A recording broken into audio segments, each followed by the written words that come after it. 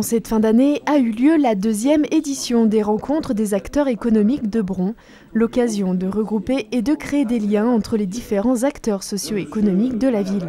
L'idée est de se rencontrer les différents mondes. Donc premièrement, que les entreprises découvrent quelles sont les filières d'enseignement, de façon à pouvoir en profiter, que le monde étudiant et les enseignants connaissent les besoins des entreprises, et d'autre part, c'est que les entreprises puissent faire passer des messages aux différentes collectivités, la métropole, la ville de Bron, de quoi avons-nous besoin pour que nos salariés se sentent bien dans la zone du parc du Chêne. Les étudiants de l'Université Lyon 2 étaient également conviés afin d'en apprendre plus sur les opportunités professionnelles qui s'offrent à eux après leurs études.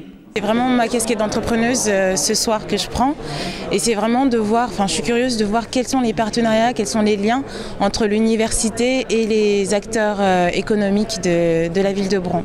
Personnellement oui, effectivement ça peut être aussi une chance de comprendre un petit peu les besoins des entreprises, notamment puisqu'on est étudiant on sera amené à intégrer le monde de l'entreprise.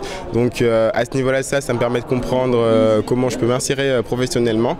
Cette zone économique elle vive, elle soit attractive. Il ne faut pas oublier que les étudiants seront nos salariés, nos clients, nos fournisseurs de demain et qu'on a impérativement besoin de créer des passerelles entre ce monde-là et le monde des entreprises puisque nous, à l'heure actuelle, on a besoin de recruter et on a besoin de connaître aujourd'hui, à proximité de chez nous, quelles sont les filières d'enseignement. Avec ces 300 entreprises, le parc du Chêne compte près de 4500 salariés, un nombre qui ne cesse d'augmenter, tout comme celui des étudiants. C'est plus de 15 000 étudiants ici à Bron et Saint-Priest puisque le campus est à cheval Bron-Saint-Priest. Je veux dire, il y a des labos de recherche, il y a des filières d'excellence dans plein de domaines. Tout ça mérite de se mettre en lien pour optimiser toute cette prise de contact et puis l'avenir.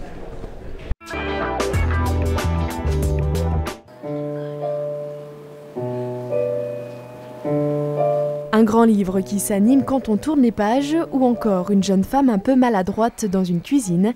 Bienvenue dans le festival réservé aux tout-petits. Dédié aux jeunes enfants jusqu'à 5 ans, ces spectacles ont été proposés dans le cadre de mon tout premier festival. Aller au spectacle, c'est avoir une attitude, découvrir, faire des découvertes diverses et variées, découvrir le rire, découvrir la tristesse, les émotions, etc. à travers aussi ces spectacles-là et découvrir le monde qui les environne. Avec pour thématique cette année Mon monde vu d'ici, les spectacles reprennent des éléments de la vie quotidienne, comme dans celui-ci qui revisite avec humour l'espace de la cuisine. C'est très spécifique d'écrire pour le tout petit parce que je dis souvent qu'un spectacle c'est une écriture et je compare souvent ça à la nouvelle par rapport au roman. C'est-à-dire qu'on a 30 minutes pour traiter d'un sujet, ce qui est très court et pour autant faut pas le traiter de manière superficielle.